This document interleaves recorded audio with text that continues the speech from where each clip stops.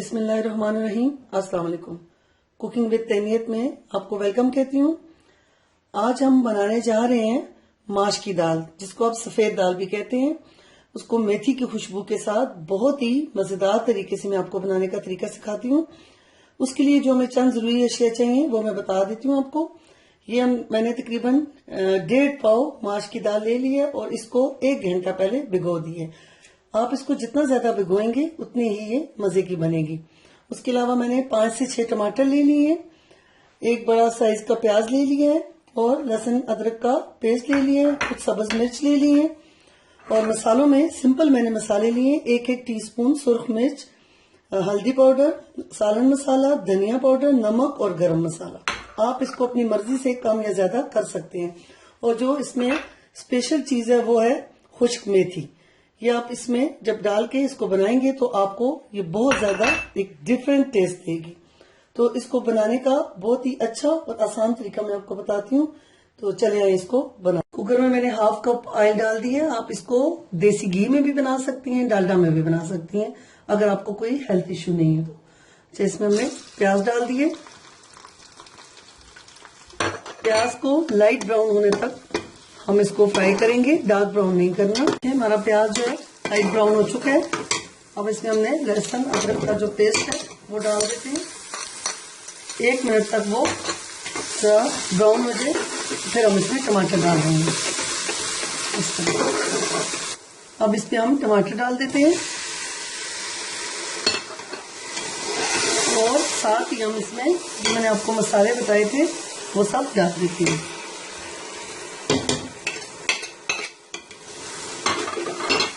अब आपने उस वक्त तक पकाना है जब तक ये टमाटर गल ना जाए और इनका पानी बिल्कुल खुश्क होके ये मसाला भुन जाए, उस वक्त तक इसको आपने पकाना है। ये देखिए हमारा मसाला बहुत अच्छे से भुन चुका है। इस वक्त में आपको जो मैंने तकरीबन ये आप 2 टीस्पून के करीब मेथी आप इसमें डाल दें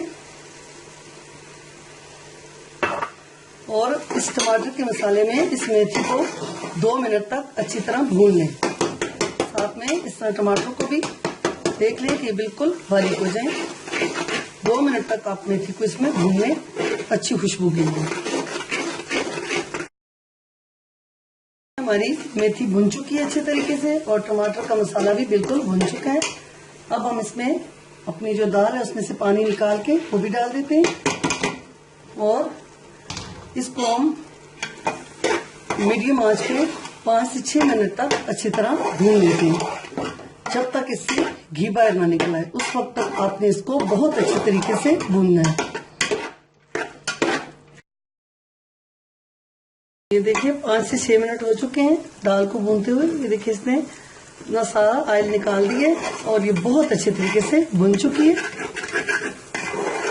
अब हम इसमें 2 से 3 कप पानी डालेंगे और थोड़ी देर के लिए कुकर को हम बंद कर देंगे। जी, हमने इसमें तकरीबन 3 कप के करीब पानी डाल दिए और अब इसको हम 3 मिनट तक प्रेशर लगा देंगे और उसके बाद मैं आपको फिर बताती हूँ। आप साथ साथ फिर चेक कर लें, अगर थोड़ी गली हुई ना हो तो फिर आप इसको थोड़ा सा और बंद कर दें। हमारी माश की दाल बिल्कुल तैयार हो चुकी है। ये आप देखें बहुत ही खूबसूरत नजर आ रही है और बिल्कुल इसका पानी खुश्क हो चुका है, बहुत ही खूबसूरत कलर की है। ये आप देखें बिल्कुल गल चुकी है। और इस वक्त में हम क्या करेंगे, देसी घी थोड़ा सा लेंगे 2 चम्मच और उसमें सफेद जीरा, ये थोड़ा सा हम इसको फ्राई करके इसका वगार लगा देंगे। इससे दाल में बहुत ही अच्छी खुशबू आ जाती है। मैं आपको सर्व करके बताती हूँ। देखें जी, हमारी मेथी की खुशबू वाली माश की दाल बिल्कुल बन के तैयार हो चुकी है। अब देखें, इसको मैंने देसी घी का तड़का भी लगाया और बहुत ही प्यारी खुशबू आ रही है मेथी की और देसी घी की। बहुत ही आसान और बहुत ही मजेदार रेसिपी है ये। आप इसको बिल्कुल मेरी रेसिपी से बनाएं और आपको बहुत ज्यादा ये पसंद आएगी। और इस पे फिर मैंने अदरक, सब्ज मिर्च और धनिया भी डाल दी है।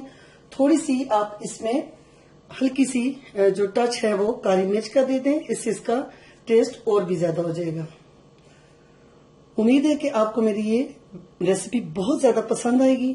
अगर आपको मेरी ये रेसिपी पसंद आए तो मुझे अपने कमेंट्स के जरिए जरूर बताएं और मेरी वीडियो को लाइक भी करें और मेरे चैनल कुकिंग विद तैनियत को जरूर सब्सक्राइब करें और मुझे इजाजत दें। अल्लाह हाफ़िज़।